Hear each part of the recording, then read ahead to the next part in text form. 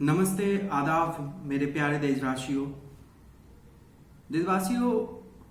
मैं आज जो वीडियो बना रहा हूँ मैं कोई हिंदू या मुस्लिम या क्रिश्चियन होके नहीं बना रहा हूँ।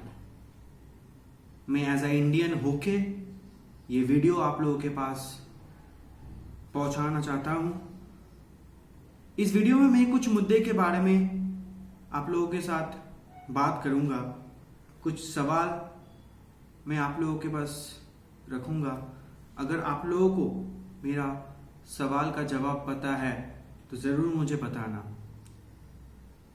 तो चलिए दोस्तों, सीधा मुद्दे पे आते हैं। अभी पूरा इंडिया में बहुत ही सेंसिटिव एक सिचुएशन चल रहा है। कोविड-19 का वेव 2 भी आ गया। काफ़ी सारा स्टेट में लॉकडाउन घोषित कर चुका है।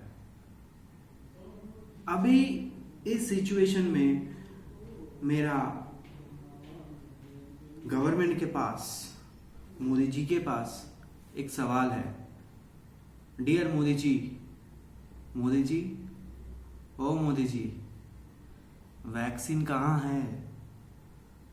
कहाँ है वैक्सीन? वैक्सीन नहीं है। मोदी जी, आपने हर एक कंट्री को वैक्सीन तो दिया, सही है, आपने मदद किया। ये हम लोगों का, इंडियन का नेचर है कि हम लोग हमेशा किसी का मदद करते हैं। मगर आपने भूल गए कि आप इंडिया का प्राइम मिनिस्टर है। इस कंट्री को भी वैक्सीन का ज़रूरत है, मगर आपका क्या फ़र्क पड़ता है? आप तो झूठ पे झूठ बहुत अच्छी तरीके से बोल सकते हैं।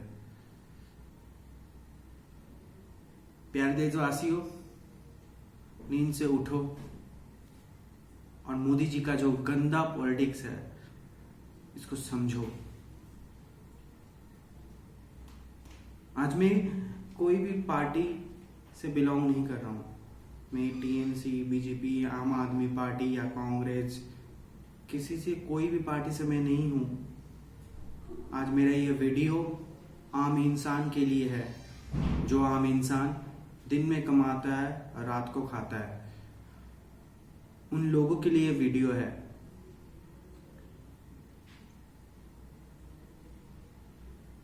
मोदी जी, आपने क्या किए?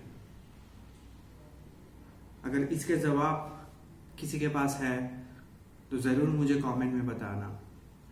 दूसरा जो मेरा पॉइंट है ये है चुनाव की जो प्रचार चल रहा है। बेसिकली मैं बंगाल से हूँ, मैं वेस्ट बंगाल से बिलोंग करता हूँ। मेरा फैमिली भी बंगाल में रहता है, बट एट प्रेजेंट मैं अभी बंगाल पे नहीं हूँ। अभी बंगाल में चुनाव चल रहा है। मैंने भी चुनाव देख के आया है जस्ट कुछ दिन पहले ही। मगर मेरा कहना ये है कि अगर आप लोग देखेंगे अभी जो बंगाल का हालत है, सिचुएशन है, किसी को नहीं लगेगा कि इंडिया में फिर से कोविड आया है। वेव 2 चल रहा है, इतना सेंसिटिव टाइम चल रहा है। क्यों? हर एक पॉलिटिशियंस, हर एक पार्टी, हर एक पार्टी का एमएलए, सब कोई खुद का बचाने में लगा पड़ा है। जैसे उन लोगों का अभी जो चुनाव चल रहा है बंगाल में, अगर आप लोग देखेंगे उस प्रचार का जो सिस्टम चल रहा है, एक एक प्रचार में 100, 200, 500, 1000, 2000, 3000 आदमी एक साथ इकट्ठे हो रहे हैं। 90% आदमी का मुंह में मास्क, सैनिटाइजर, कुछ भी नहीं है। सोशल डिस्टेंस तो मैंने छोड़ ही दिया। क्यों? ऐसा क्यों? आप लोग भी थोड़ा सोचिए इस सिचुएशन को। पॉलिटिक्स बाद में होगा। ये पॉलिटिशियंस जो है ये लोग सिर्फ खुद का सोच रहे हैं, खुद का कुर्सी बचाने के लिए ये लोग ये सब कर रहे हैं। इन लोगों का कुछ फर्क नहीं पड़ता। मोदी जी तो खुद Z+ सिक्योरिटी में चढ़ता है, BMW में चढ़ता है, जिसका आगे पीछे इतना सारा सिक्योरिटी, उनका कुछ फर्क नहीं पड़ता। आज का दिन में भी मोदी जी बंगाल में आया था, 2 जगह में उन्होंने स्टेज में लेक्चर दिया। अमित शाह ने रोड शो भी किया, जिसमें 1000, 2000, 3000, 5000 आदमी भी इकट्ठे हुए। क्यों ऐसे कर रहे हैं आप लोग? ऐसा क्यों? और ये जो पॉइंट है मेरा, ये पॉइंट सिर्फ ऐसा नहीं कि मैं पर्टिकुलरली फॉर बीजेपी के लिए, ये वाला पॉइंट मेरा हर एक पार्टी के लिए है। अगर हम लोग जैसा आम इंसान नहीं रहेंगे तो आप लोग भी नहीं रहेंगे। आप लोग तो इसी टाइम होता है ना, चुनाव के टाइम में मुंह उठा के आ जाते हैं भीख मांगने की, हमको वोट दो। क्या किया आप लोगों का हम लोगों के लिए? मोदी जी, सच में बोल रहा हूं, मतलब अब तक का मेरा, अभी तक का इंडियन पॉलिटिक्स में मैंने जितना समझा है, इतना गंदा, इतना खराब पीएम मैंने अभी तक नहीं देखा। क्यों कर रहे हैं ऐसे आप? क्यों देश को खोखला बना रहे हैं? क्यों इतना करप्शन क्रिएट कर रहे हैं? आपने बोले थे कि जब आप पावर में आएंगे तब आप काला धन को वापस लाएंगे। हर एक देशवासियों का बैंक के अकाउंट में लाखों रुपए आएगा। कहाँ गया है वो सब वादा? आपने ही तो बोले थे ना। मोदी जी, अगर आपके पास इस सब का जवाब हो तो आप जरूर देना। अब झूठ पे झूठ, झूठ पे झूठ, झूठ पे झूठ बोलते हैं और आम आदमी को चूतिया बनाते हैं, और हम लोग भी चूतिया होते हैं।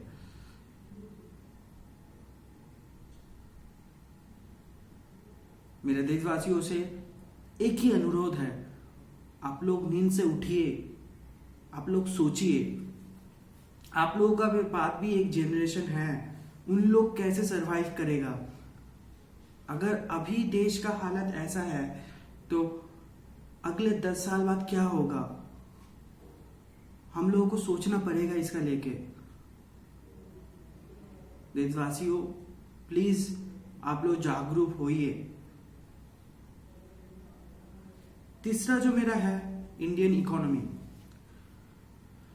मोदी जी, मुझे एक चीज समझाइए, आप जिस पावर में बैठे हुए हैं अभी,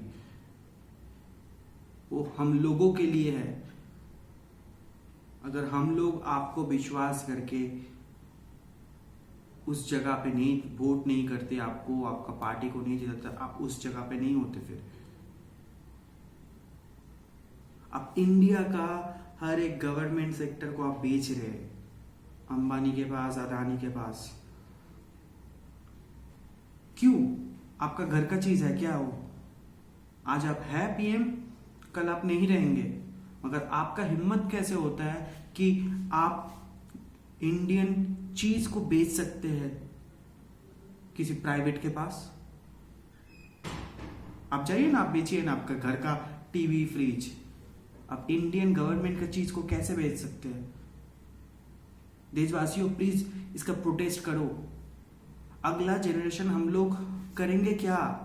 अगर हर एक चीज प्राइवेट हो जाएगा तो आपका बेटा बेटी जिसका क्षमता है गवर्नमेंट सर्विस करने की, उसको भी प्राइवेट में ही जॉब करना पड़ेगा।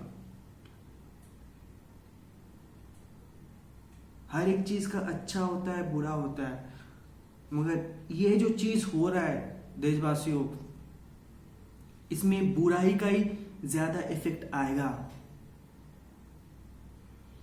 क्योंकि नौकरी आपका घर का भाई बहन या मेरा घर का भाई बहन करेगा किसी के अंडर में।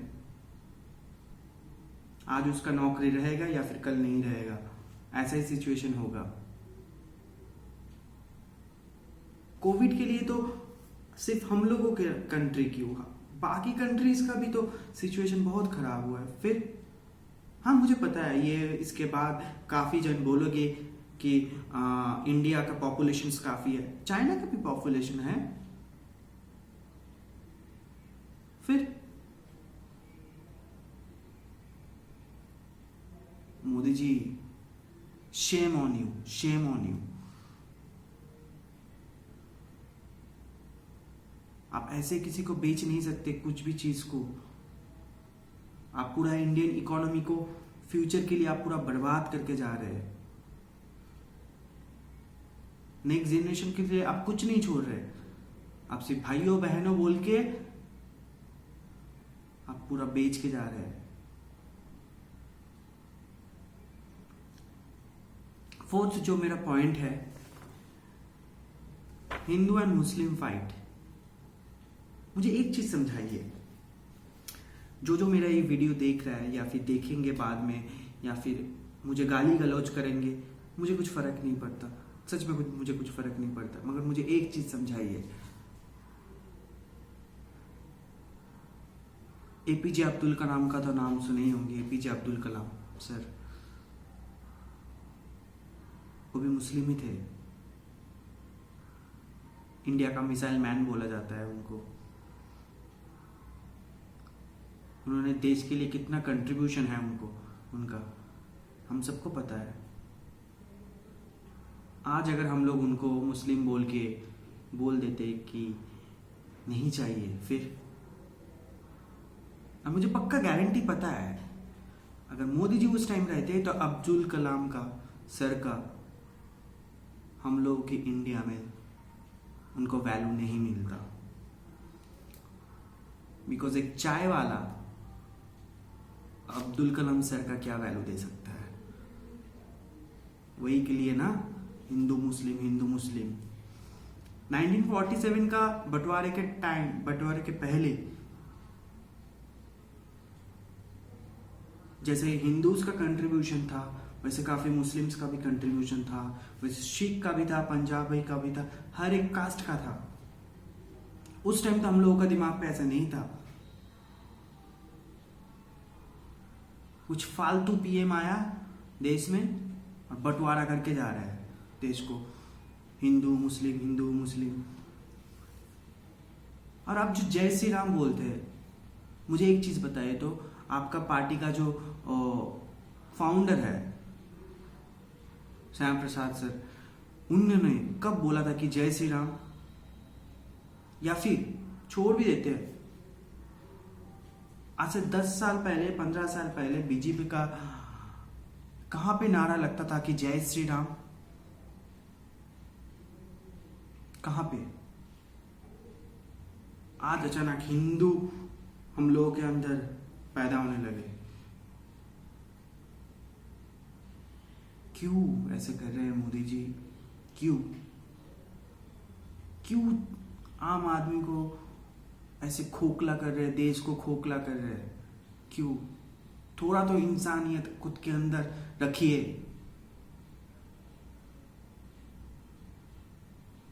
लास्ट पॉइंट है मोदी जी, अमित शाह जी के लिए, बीजेपी के लिए, आप लोग जो बोलते हैं ना कि बंगाल को हम लोग सोनार बांग्ला बनाएंगे,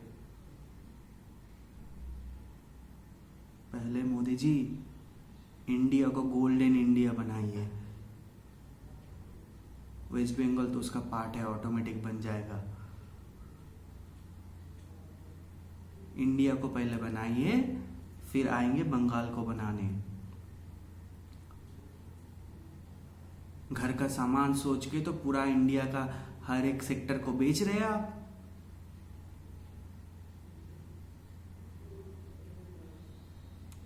चले बंगाल को सोनार बांग्ला बनाने। और सबसे बड़ी बात है, पता है क्या है? आप जो बंगाली बोलते हैं ना, मत बोलिए। बंगाली ना पूरा वर्ल्ड में फेमस लैंग्वेज है। हम लोग बोलते हैं मिष्टी भाषा इसको।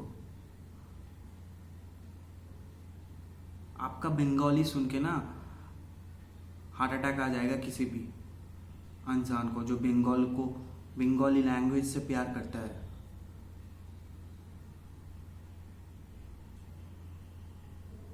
मोदी जी, ऐसा मत कीजिए।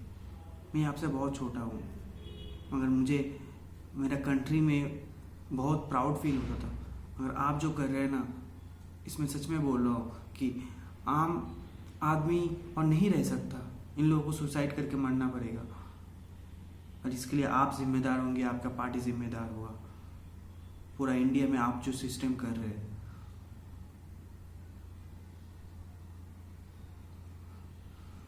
मुझे पता है ऐसा हो सकता है कि मेरा ये वीडियो बनने के बाद मेरे ऊपर कुछ हो या फिर मेरा फैमिली के ऊपर कुछ होगा। हो सकता है, ऐसे नहीं बोल रहा हूँ कि नहीं हो सकता, हो भी सकता है, नहीं भी हो सकता है। और सच में बोल रहा हूँ, मुझे कुछ फ़र्क नहीं पड़ता इससे। मेरा आगे पीछे कोई नहीं है। सिर्फ मेरा ये वीडियो बनाने का मकसद है कि आप लोगों को, देशवासियों को जागरूक करना। किसी का फैन होना गलत बात नहीं है, किसी का फैन होना गलत बात नहीं है, मगर अंधा फैन होना बहुत गलत बात है। उसका झूठ को भी सच सोचना, इससे हम लोगों का आने वाला फ्यूचर के ऊपर बहुत इफेक्ट आ सकता है। आ रहा है, आ सकता नहीं, आ रहा है। तो देशवासियों, मेरा वीडियो एंड करने के टाइम आ चुका है। जाने से पहले मैं सिर्फ यही बोलूँगा, मेरे ये वीडियो हिंदी में बनाने की यही मकसद है। मैं आज पूरा इस वीडियो में इंडिया का लेके बिना बोला जो सिचुएशन है, ताकि मेरा बात हर एक आदमी तक पहुँचे, हर एक आम आदमी तक पहुँचे, देश का सिचुएशन समझे हो। और ये चीज़ समझे कि पावर हम लोगों के हाथ में है, उनके हाथ में नहीं है। अगर हम लोग चाहे तो जैसे उनको बिठाए उस जगह पे, उस जगह से हम लोग हटा भी सकते हैं। ये हम लोगों को सोचना पड़ेगा, और अंधा फैन नहीं होना है। भगवान ने हम लोगों को दिमाग दिया है, सोचना है।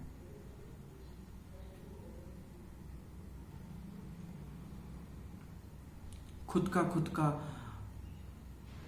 मर्डर करके पार्टी के लिए ऐसा कुछ नहीं होगा। एंड ऑफ द डे उन लोग जो है ना, सब सही पे है, सुरक्षित है। आपका, मेरा घर का आदमी मर रहा है रास्ते पे गोली खा के, तो इसको बंद करना है। बस इतना ही बोल सकता हूँ।